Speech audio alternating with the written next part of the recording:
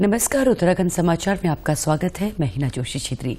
आइए सबसे पहले नजर डालते हैं आज के मुख्य समाचारों पर। प्रदेश की 5वीं विधानसभा का पहला सत्र कल से 3 दिवसीय सत्र की राज्यपाल के अभिभाषण से होगी शुरुआत। कार्यमंत्रणा बैठक में सत्र को लेकर हुआ मंथन।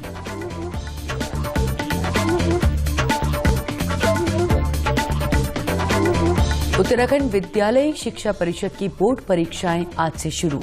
2 पालियों में आयोजित हो रही हैं हाई स्कूल और इंटरमीडिएट की परीक्षाएं। कोविड गाइडलाइंस का हो रहा है पालन।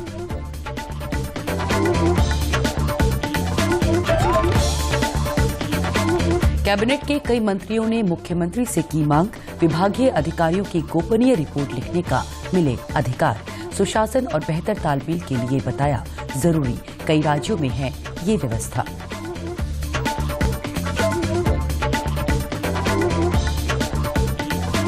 और केदारनाथ यात्रा की तैयारियों में जुटा रुद्रप्रयाग प्रशासन। अधिकारियों को सौंपी गई जिम्मेदारी। 6 मई से शुरू होगी यात्रा। और अब समाचार विस्तार से। प्रदेश विधानसभा का 3 दिवसीय सत्र कल से शुरू हो रहा है। सत्र की शुरुआत राज्यपाल गुरमीत सिंह के अभिभाषण से होगी। सत्र में अनुपूरक लेखानुदान बजट पेश और पारित किया जाएगा। सत्र की तैयारियां पूरी हो चुकी हैं। विधानसभा अध्यक्ष रितु खंडूड़ी ने सत्र को लेकर अधिकारियों की बैठक ली। उधर सत्र को लेकर भाजपा विधायक मंडल की मुख्यमंत्री आवास पर बैठक बुलाई गई है। बैठक में कैबिनेट मंत्री और भाजपा के सभी विधायक भाग लेंगे। बैठक अब से कुछ देर बाद शुरू होगी। बैठक में पार्टी के मंत्रियों और विधायकों से विपक्ष की ओर से उठाए जाने वाले मुद्दों का जवाब देने के साथ फ्लोर मैनेजमेंट की रणनीति पर चर्चा की जाएगी।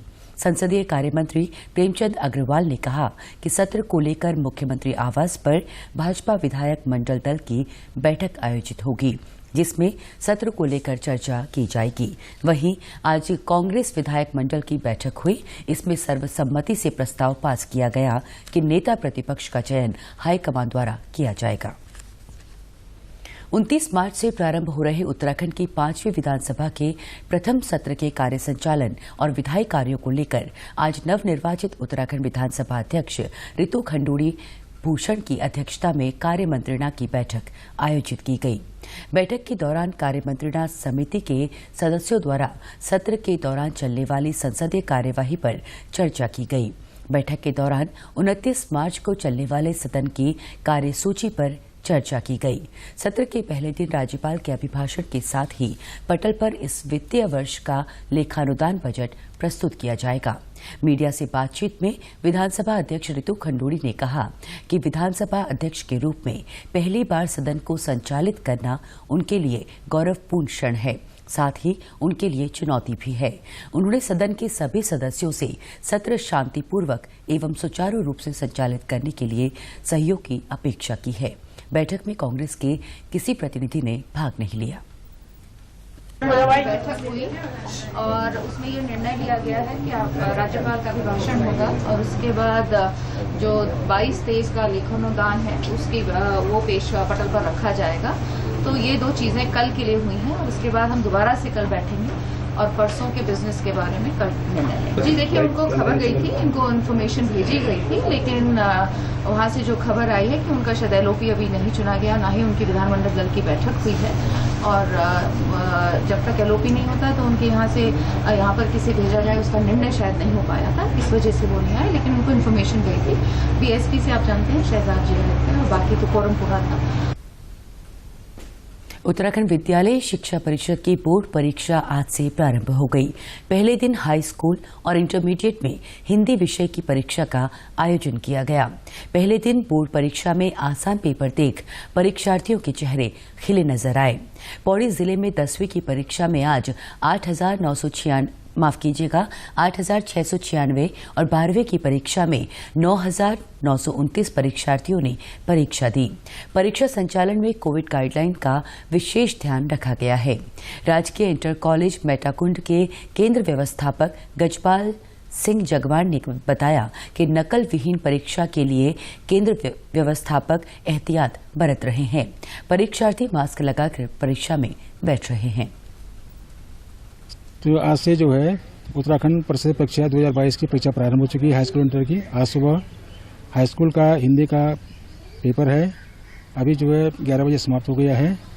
इसके लिए जो है हमारा जो केंद्र है यहाँ पर 42 बच्चे हाई स्कूल के हैं और 62 बच्चे जो इंटरमीडिएट परीक्षार्थी हैं, जो राजकीय इंटर कॉलेज कांडा और ये ऊपर मोनाड़ी से बच्चे आए हैं। और हमारे 3 स्कूल का यहाँ पर ये केंद्र बना हुआ है और जो परीक्षा हो रही है वो पूरे जो कोविड प्रोटोकॉल के उसके अनुसार परीक्षा संपन्न कराई जा रही है। परीक्षा को लेकर छात्र छात्राओं में उत्साह है। परीक्षार्थियों का कहना है कि कोविड काल में हमारी पढ़ाई ऑनलाइन भी हुई और परीक्षा से पहले हम ऑफलाइन पढ़ाई करने लगे थे। अब ऑफलाइन परीक्षा देना अच्छा लग रहा है।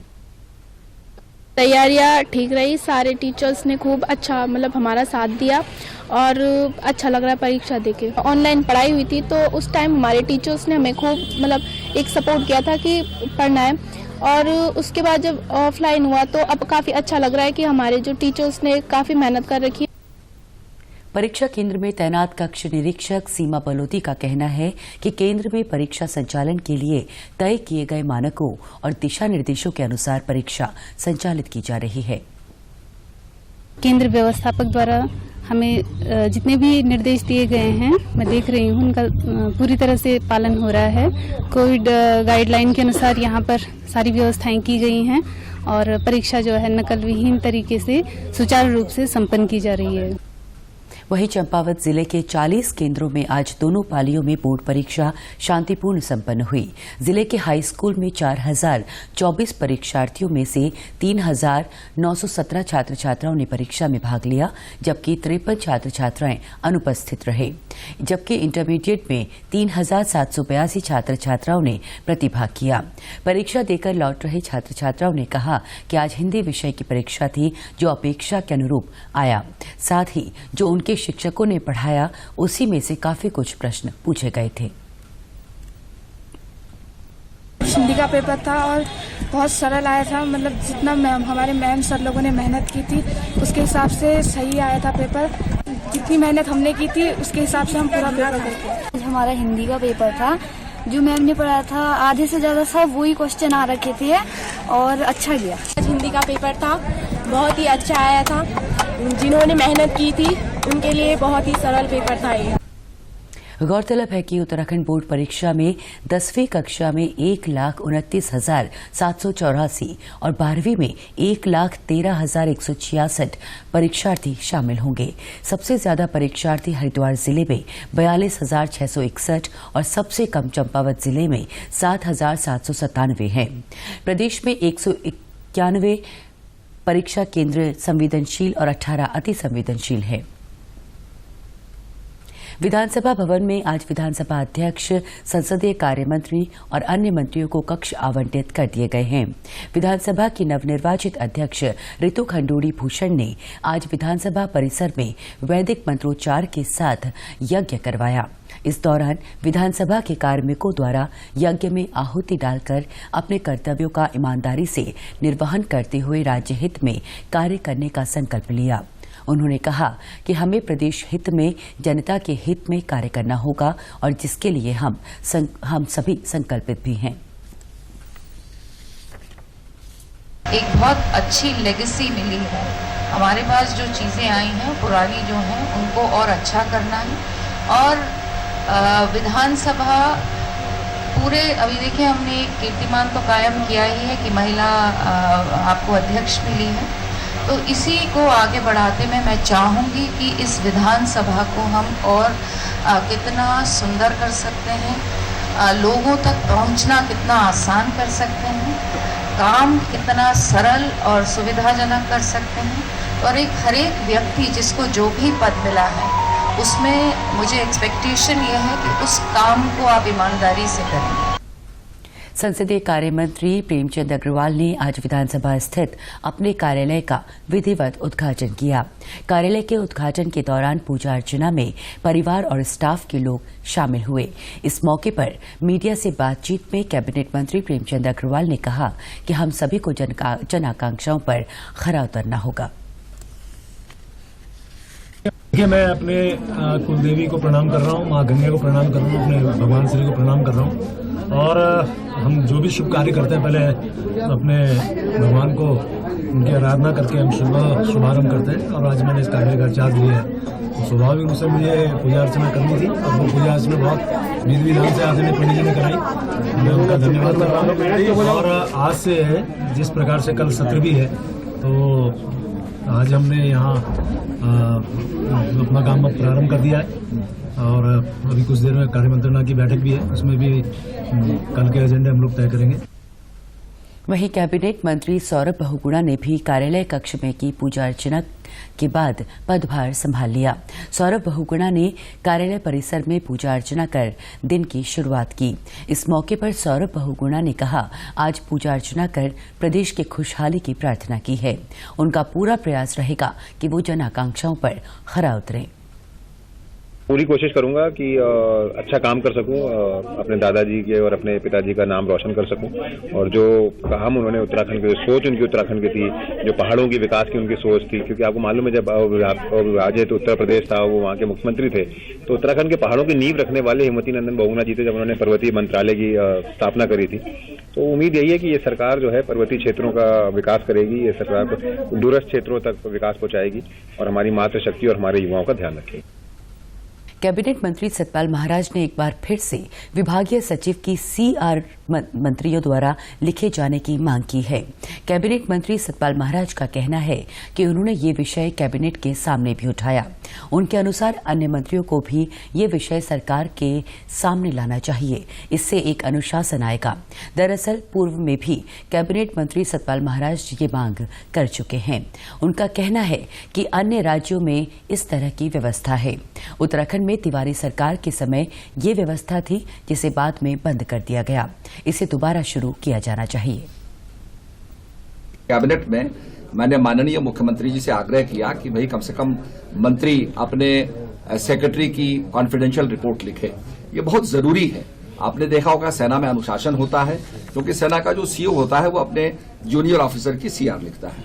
यहां पर यह प्रक्रिया पहले थी, माननीय तिवारी जी के समय में थी, अब प्रक्रिया वो रोक दी गई, फिर इसको बहाल करना होगा। आपने देखा होगा जिला पंचायत अध्यक्ष जो है वो डीएम की सीआर लिखता था और मंत्री जो है वो सेक्रेटरी की सीआर लिखता था। बहुत जरूरी है ये, और मैं समझता हूं अनुशासन लाने के लिए, और मैं समझता हूं कि एफिशिएंसी को लाने के लिए बहुत आवश्यक है। हम जब चर्चा करते हैं तो हरियाणा के अंदर लिखी जाती है, आपके हिमाचल के अंदर लिखी जाती है, सीआर मंत्री लिखता है, झारखंड में लिखता है, छत्तीसगढ़ में लिखता है और सभी स्टेटों में लिखी जाती है, उत्तर प्रदेश में लिखी जाती है। केवल मात्र उत्तराखंड के अंदर मंत्री अपने विभागीय सेक्रेटरी की सीआर नहीं लिखता है, बड़ा दुर्भाग्यपूर्ण है। कैबिनेट मंत्री सौरभ बहुगुणा और प्रेमचंद अग्रवाल ने भी उनकी मांग का समर्थन करते हुए इसे जरूरी बताया। उन्होंने कहा कि पहले कैबिनेट में इसे मुख्यमंत्री के समक्ष रखा गया है, वहीं इस संबंध में उचित निर्णय लेंगे। जो अधिकारी आपके साथ काम कर रहा है उसकी सीआर लिखने का अधिकार मंत्री का ही होना चाहिए, और हमने ये बात ऑलरेडी माननीय मुख्यमंत्री जी के संज्ञान में डाली है। उम्मीद है कि बहुत जल्द आपको इसमें फैसला लेंगे। उन्होंने कहा है तो स्वाभाविक रूप से बैठ के हम लोग बातचीत करेंगे, लेकिन ये बात तय है कि ब्यूरोक्रेसी को जो जैसा हम लोग बार हम भी कभी कभी महसूस करते थे, तो अधिकारियों को काम तो करना पड़ेगा, क्योंकि अभी ये सरकार युवा नेतृत्व की सरकार है और अपेक्षाएं हमें जनता की पूरी करनी है। और बिल्कुल ये बात मैं भी कहने को तैयार हूं कि जनता के अपेक्षाओं पे हम लोग खरा उतरें और अधिकारियों को जो हम लोग निर्णय लेते हैं, जो हम लोग काम करते हैं, उसको धरातल तक पहुंचाने का वो काम करें, उसमें कोताही किसी प्रकार की न बरतें, ये मैं भी कहना चाहता हूं। मुख्यमंत्री पुष्कर सिंह धामी आज गोवा के मुख्यमंत्री प्रमोद सावंत के शपथ ग्रहण समारोह में शामिल हुए। मुख्यमंत्री ने प्रमोद सावंत को दोबारा मुख्यमंत्री बनने पर शुभकामनाएं दी। उन्होंने उम्मीद जताई कि गोवा मुख्यमंत्री प्रमोद सावंत के कुशल नेतृत्व में विकास के नए आयाम प्राप्त करेगा। मुख्यमंत्री धामी ने गोवा सरकार के नवनियुक्त मंत्रिमंडल के सदस्यों को भी शुभकामनाएं दी। केदारनाथ यात्रा के सफल संचालन के लिए रुद्रप्रयाग के जिलाधिकारी मनोज गोयल ने अधिकारियों की जवाबदेही तय कर दी है। उन्होंने बताया कि मुख्य विकास अधिकारी नरेश कुमार को यात्रा व्यवस्थाओं का नोडल अधिकारी बनाया गया है। कानून एवं शांति व्यवस्था की जिम्मेदारी उप जिलाधिकारी ऊखीमठ जितेंद्र वर्मा को दी गई है। यात्रा काल के दौरान शांति, सुरक्षा और यातायात व्यवस्थाओं के लिए पुलिस क्षेत्राधिकारी गुप्तकाशी विजेंद्र दत्त डोभाल को नोडल अधिकारी नामित किया गया है। इसके अलावा यात्रा कंट्रोल रूम और टोल फ्री नंबर के संचालन, स्वास्थ्य व्यवस्थाओं, खाद्यान्न और ईंधन के लिए भी नोडल अधिकारियों को नियुक्त किया गया है। जिलाधिकारी ने बताया कि गौरीकुंड से केदारनाथ पैदल मार्ग की व्यवस्थाओं के लिए भी जिम्मेदारी दी गई है। धाम में संचालन होने वाले घोड़े खच्चर मालिकों, श्रमिकों और हॉकरों के पंजीकरण, डंडी कंडी संचालन के लिए और हेली सेवाओं के लिए भी जवाबदेही तय कर दी गई है। गौरतलब है कि केदारनाथ धाम की यात्रा आगामी 6 मई से आयोजित की जाएगी। कुमाऊं मंडल आयुक्त दीपक रावत ने आज हल्द्वानी नैनीताल लाइफ लाइन पर निर्माणाधीन कलसिया पुल में कार्यदायी संस्था NH द्वारा अब तक चलाई गई गतिविधियों की जानकारी ली। उन्होंने अधिकारियों को 12 अप्रैल तक पुल का निर्माण कार्य पूरा करने का आदेश दिया। इसके अलावा उन्होंने पेयजल विभाग के अधिकारियों को 30 मार्च तक पेयजल लाइन हर हाल में शिफ्ट करने के निर्देश दिए। उन्होंने यात्रा सीजन को देखते हुए लोक निर्माण विभाग को आवश्यक रूप से सभी कार्य पूर्ण करने के निर्देश दिए। इसके बाद आयुक्त ने भीमताल हल्द्वानी मार्ग पर रानीबाग के पास निर्माणाधीन पुल का निरीक्षण किया। उन्होंने लोनीवे के अभियंताओं से पुल निर्माण के संबंध में आवश्यक जरूरी जानकारी प्राप्त की। इस पुल के निर्माण का कार्य भी जल्द पूरा होने की उम्मीद है। मैदानी क्षेत्रों में गर्मी बढ़ने लगी है। इस कारण पर्यटकों का रुझान पर्वतीय इलाकों की ओर हो रहा है। टिहरी झील में भी पर्यटकों की संख्या बढ़ने लगी है। बड़ी संख्या में पर्यटक टिहरी झील में बोटिंग के लिए पहुंच रहे हैं। नोएडा से आई पर्यटक आरती चौधरी ने बताया कि उन्होंने इतनी बड़ी झील आज तक नहीं देखी है। उनके अनुसार झील का पर्यटन की दृष्टि से प्रचार प्रसार करना चाहिए ताकि अधिक से अधिक पर्यटक यहां आकर आनंद उठा सके। इस टूरिस्ट प्लेस बहुत अच्छा है, पर गवर्नमेंट को बहुत अच्छी फैसिलिटीज़ यहाँ पे देनी चाहिए और टीवी में एड्स देने चाहिए।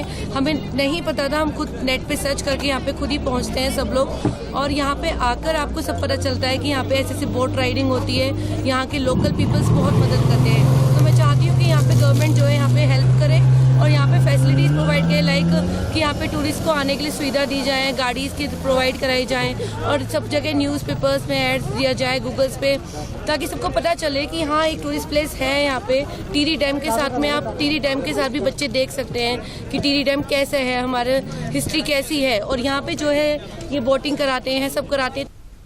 बनारस से आए आशुतोष सिंह ने कहा कि टिहरी बांध की झील उत्तराखंड को पर्यटन के क्षेत्र में बड़ा मुकाम दे सकती है। यहाँ पर सभी व्यवस्थाएं ठीक हैं, इसकी और विस्तार की आवश्यकता है। टिहरी लेक है, उसका नज़ारा देखने हम लोग सब लोग आए हुए हैं और बहुत ही अच्छा यहाँ पे सिस्टम है। यहाँ पे बोटिंग और इन सब चीज़ों की सुविधा तो गवर्नमेंट की तरफ से बहुत ही अच्छा डेवलपमेंट किया गया यहाँ पे जो है पर्यटकों के लिए, और ये और आगे अच्छा भी होना चाहिए और भी सुधार होना चाहिए। देहरादून से बोटिंग करने आई प्रियांशी ने बताया कि वो पहली बार टिहरी बांध की झील में बोटिंग करने आई हैं। उन्होंने बताया कि इतनी बड़ी झील व यहाँ विकास के साथ ही पर्यटन का बड़ा केंद्र है। यहाँ पर सुरक्षा की पर्याप्त व्यवस्था है। हम लोग देहरादून से आए हैं और मैं तो पर्सनली पहली बार टिहरी झील के ये जो एक्वा स्पोर्ट स्टार्ट हुए हैं उसमें आई हूँ। बहुत मज़ा आया, बहुत बेहतरीन है, सुरक्षा भी है, मज़े भी हैं, बहुत फ्रेंडली है। यहाँ का जो स्टाफ है काफ़ी कुछ बताता है, हिस्ट्री वगैरह सब कुछ, तो बहुत मज़ा आया। राष्ट्रव्यापी टीकाकरण के तहत देश में अब तक 183 करोड़ 26 लाख से अधिक कोविड रोधी टीके लगाए जा चुके हैं। स्वास्थ्य मंत्रालय ने बताया है कि पिछले 24 घंटों में 4,20,000 से अधिक टीके लगाए गए। इसी अवधि के दौरान 1,270 नए कोविड मरीजों का पता चला। देश में फिलहाल 15,859 कोविड रोगियों का उपचार चल रहा है। देश में कोविड से स्वस्थ होने की दर 98.75% है। पिछले 24 घंटों में 1,567 लोग कोविड से स्वस्थ हुए। इन्हें मिलाकर 4 करोड़ 24 लाख से अधिक लोग संक्रमण मुक्त हो चुके हैं। आज के समाचारों में आज बस इतना ही। नमस्कार।